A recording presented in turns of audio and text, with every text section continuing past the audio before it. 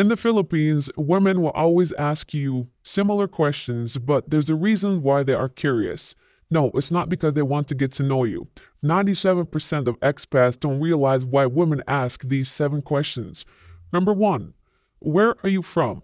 They don't care about your culture, history, or to get to know you better.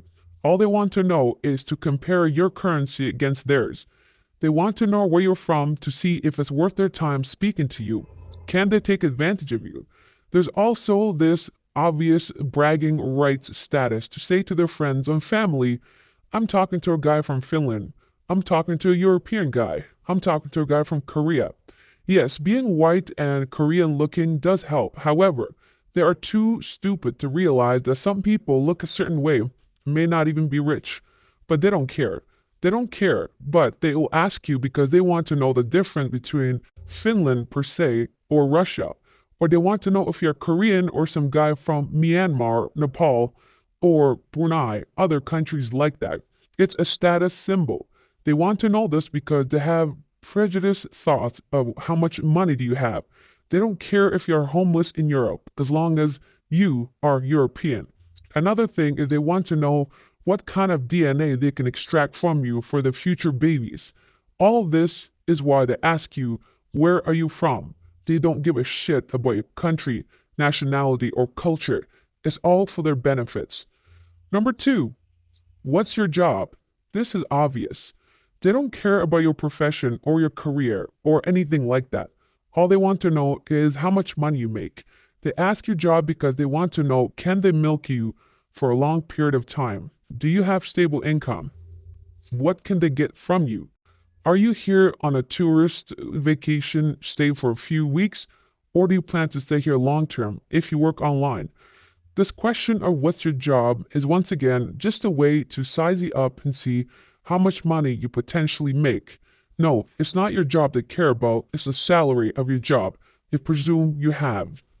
Next, number 3, where do you live? They want to know, where are you staying? Where are you staying, sir? Where do you stay, sir?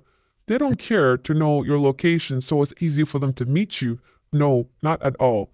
They ask where you're living or staying to see how much is your rent. They want to know specifically. If you give them a general area or neighborhood or barangay, they will ask you specifics. Oh, which street? What condominium? Because this way they can tell how much you are paying for your rent. It's as simple as that. They want to know, how much is your budget? Are you someone that is cheap? Are you living with your family? Is another question they ask. They ask this not because they want to know your family ties. They want to know, can you afford to live by yourself? Believe it or not, some men in the Philippines, even as foreigners, cannot afford $500 rent a month. So this is why they ask you, where do you live? They want to know, how much are you actually paying for rent? One more thing is, how is it that these women seem to know all the condominiums, neighborhoods, subdivisions, everything in a city? If they're only 19 years old or 25 years old, whatever, are they real estate agents?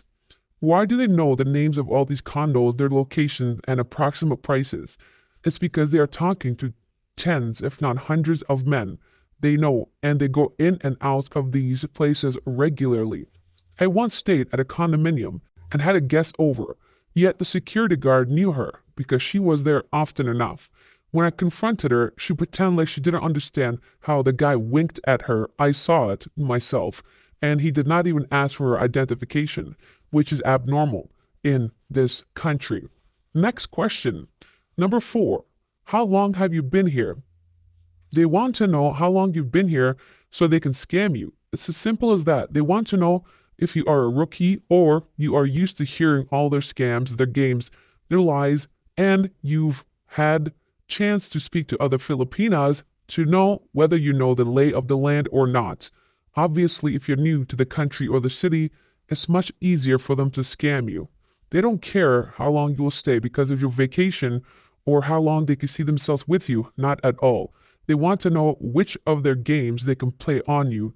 Have you heard some of their excuses, so on and so forth. Number 5, are you single? Yes, this is obvious. They want to know if you're single, whether another Filipina has a rights to you and your cash. They want to know if you're single because if you are married or not, so they can see your finances in their own future. They do not care about your status relationship wise, not romantically at least. They only care about the money. Also, they want to know whether they can have a chance with you by marrying you and taking all your stuff, of course. That's pretty given. Number 6, where are you going and what are you buying? Where are you going is just an excuse for them to talk to you. The same as men would ask silly questions like, what time is it? Or which way to the coffee shop? Or something silly which we all know, but it's an icebreaker per se. Where are you going is a chance for them to get inside your circle and try to gain your trust. They want to know after that whether you are staying by yourself. Are you single? Do you have a wife? Where is your partner? Where is your Filipino girlfriend? All these things are the follow-up questions. But where are you going is typically giving them an idea of the next question they can ask you. And what are you buying? What did you buy is simple because they want to know your budget. Are you a cheapskate? Can you spend more than a couple of dollars on food or cafes, restaurants, electronics? They want phones and laptops, or they want to know whether they could scam you for that sick buffalo, etc.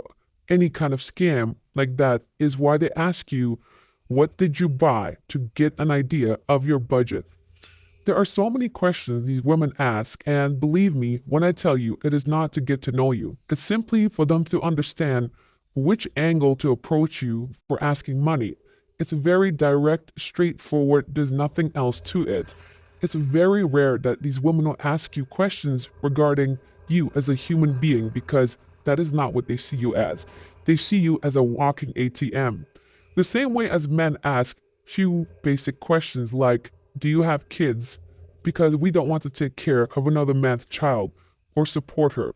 And of course, we don't want to be dealing with a destroyed taco. We want a fresh one, a new one. These are things that these women ask to get a better understanding of how they can scam you.